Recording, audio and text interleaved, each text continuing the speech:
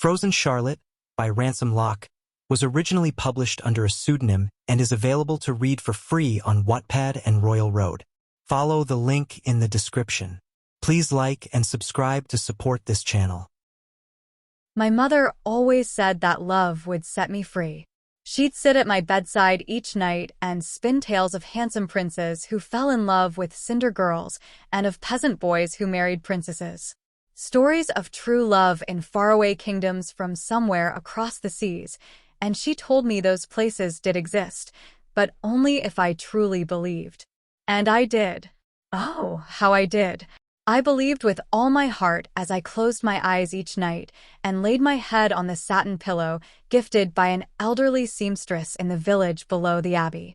Yet what I wanted could not be spun on any spindle or wished for by a magic lamp. Those nights, before I met Edwin, I shut my eyes to dream of adventure, lifted through the air in woven baskets by violet balloons and trotting by camel in shifting sands, and to sleep beside the last glow of the velvety embers of a stone fireplace. Those dreams were not permissible for a lady. The fairy tales my mother shared were just that, and my tale did not come with a happy ending.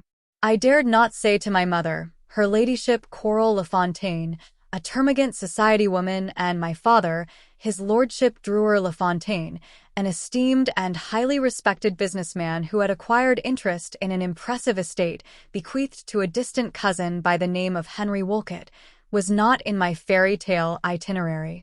I'd grown fond of Edwin instead, the shop boy at the center of the village, a handsome young man not much older than I with an earnest countenance and chocolatey locks that framed his sharp features.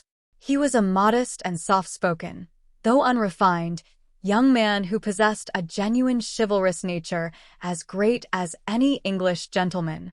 The idea of me betrothed to a mere shop boy would simply ruin the LaFontaine name, but to me, he would always be more than a shop boy, well deserving of the upper-class society. His lordship, should he ever learn of our clandestine liaisons by the river's edge, where we sipped on French champagne by candlelight and our letters delivered in secret to my lady's maid, he would do no less than disown me. Perhaps even ship me off to the Americas like some filcher. Yet I could not help myself. I was led by my heart, and my heart wanted Edwin. Edwin was the forbidden taste of the first ripened autumn apple, red as his flushed cheeks after my hand first brushed his. I, like the apple, would not be ripe for long, and my parents, eager to marry me off, were fearful of my future spinster life. A spinster life was not one I wished for, though. I understood my mother wanted the best for me, as most mothers do. A life of respect, a life of honor, a life filled with riches and a reputable name, but a simple life with a simple boy would not suffice. My mother had always said love would set me free, but my love for Edwin has kept me in prison since I first met him 6 years ago. I would run if I could, but I could not bear to abandon my love as much as I could. I could not bear to abandon my family. I was but to walk in dignity as a lady should, and only allowed introductions in the proper company from a familiar lady friend or guardian, and speak no louder than the gentle hush of an airy whisper. Any opinions I should have would be determined by the man of my parents' choosing, and I would live my life in subordination as a proper English housewife in a noble home. This was not the fairy tale my mother raised me to believe, and I doubt now that she believed it herself. An arranged marriage never made anyone in the LaFontaine house happy. Sometimes I used to stand at my window and look across the dale, where the yew trees swayed and a lingering mist hugged the ground without a breath of night air to move it. When I breathed it in, I wondered if Edwin, somewhere among the houses below, lit by a candlelight on the sill, had breathed the same. Did he read my letters twice, just as I had mine? At night, I slept with them under my pillow and removed them to the lockbox hidden at my desk against the wall. News of my engagement to Henry Wolcott had spread through the town days before I even heard it. Only when I found a letter written in my father's hand on his desk was I elucidated on the matter, and I accosted my mother in the western corridor, where she said in a stern voice, You can now have all that you have wished for, dear.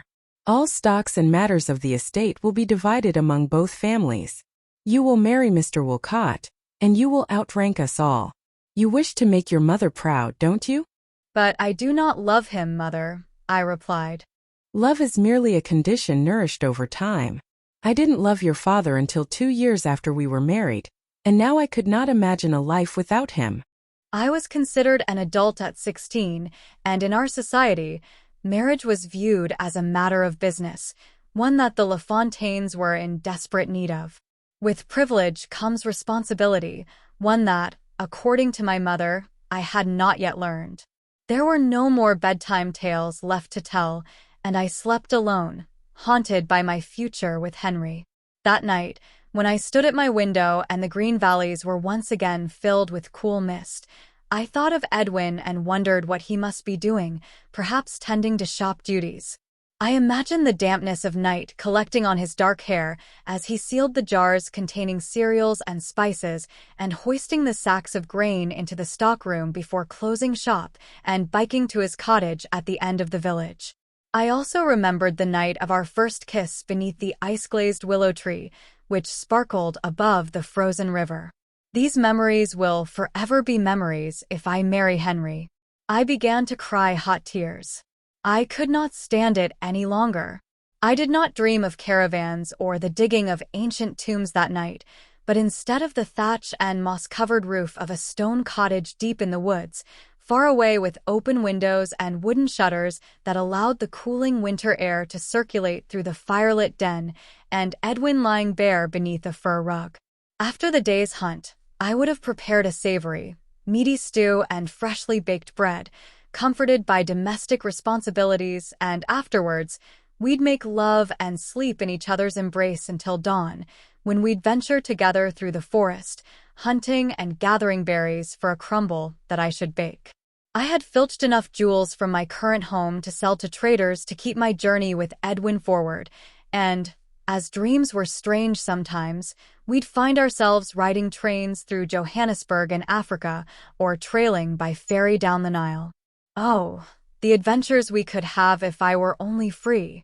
When I awoke several hours before sunrise, when only the air stirred with excitement and a gray haze had cloaked the moonlight, I could not deny the brewing temptation any longer. I moved to my dresser and collected the gilded necklaces, rings, and bracelets just like in my dream, and once I was dressed and cloaked, I absconded from the manor into the night like a thief, and I suppose I was.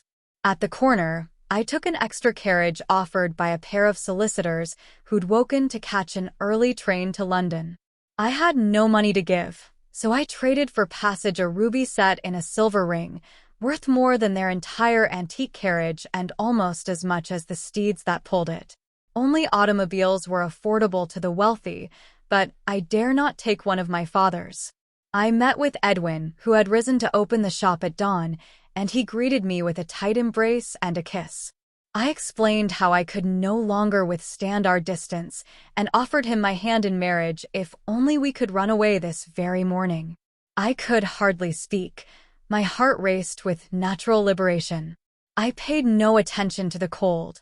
My face flushed hot, and after kisses that lasted until sunrise, I felt the warmth of the early winter's sun on my pale skin.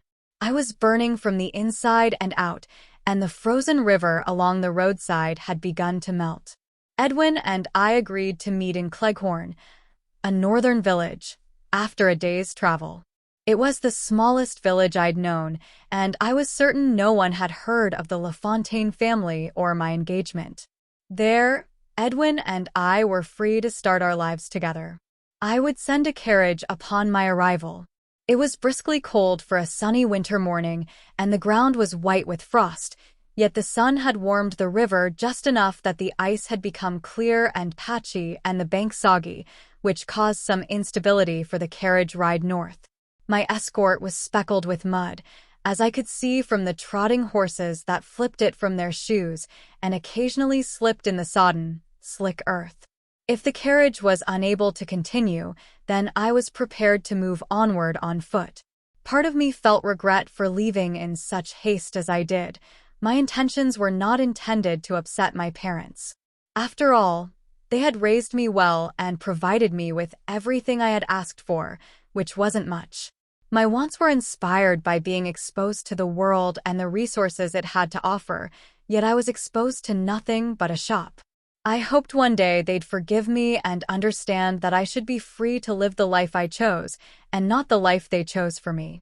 As we went along the river, I felt the carriage slip again, and my thoughts, along with my body, went tumbling to the side, and the heat of my body was subdued by the icy waters. My head struck something hard, and my mind went black. Near the shore, I now stare into the depths of the murky water. I can see my reflection is soft and lonely, pale as ice, and my hair is as black and stringy as rotting lake weeds.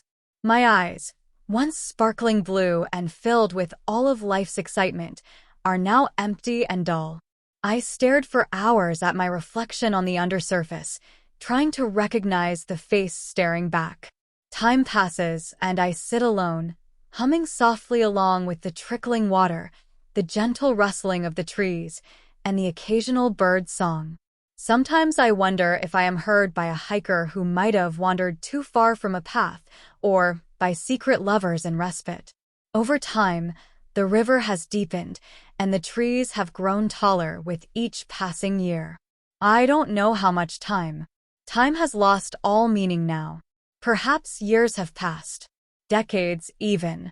I see a man standing too far from the banks now. He has a square box in his hand that he holds to his eyes. I've never seen such a contraption before. With his index finger, he presses it. It makes a noise that reminds me of the adding machine in my father's study. Sometimes a young couple appears for a clandestine stroll, but no one ever stays long, not here. The river, or may it be a lake now, abounds with privacy and is always best shared with a companion. Yet I have no one. Edwin, I know, is gone. My family, too. Too many winters passed. Sometimes tears still escape my eyes. The loneliness overwhelms me, and my tears are swept away with the currents as I try to remember a lifetime ago. I am alone to remember the days and nights Edwin and I met here alone, away from the scrutinized watch of my family and away from society's silly rules, where we'd pluck the ripened autumn berries from the brambles and seek refuge beneath the yews from the bitter wind. I'm alone now, in our special place. And I am still waiting for that special someone to come my way, to stand near me as I look upward from the murky depths. I wish the river was always warm. The seasons change so quickly, but a damp winter stays the longest. Near the shore I hum.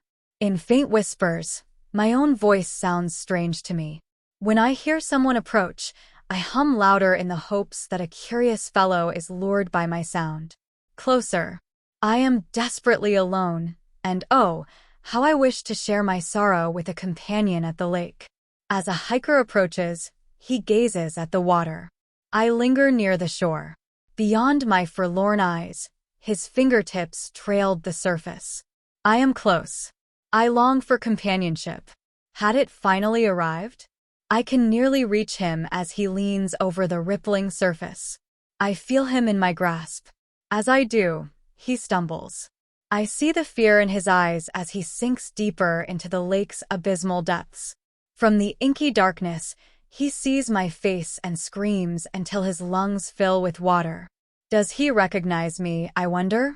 My name is Charlotte, but to them, they call me Frozen Charlotte, and this is my lake. The water grows cold as the lazy sun lingers only momentarily in the dreary skies before sinking low behind the mountains. I find myself once again imprisoned beneath the ice. Someday, I will entice a companion who will remain with me. I shall wait for every winter to come, if necessary.